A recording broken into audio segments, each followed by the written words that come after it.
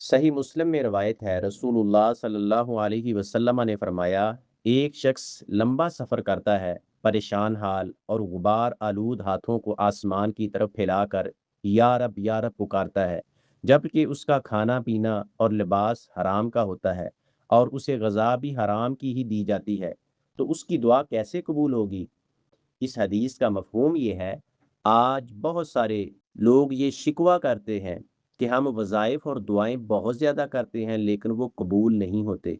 याद रखें, वज़ाइफ और दुआ की कबूलियत के लिए हलाल रिज़्क होना ज़रूरी है।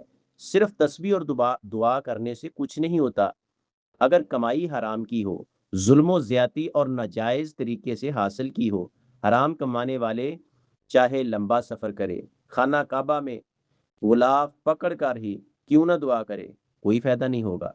हराम कमाई इंसान के दिल, अमल और दुआ पर बुरा असर डालती है और कबूलियत में रुकावट बन जाती है।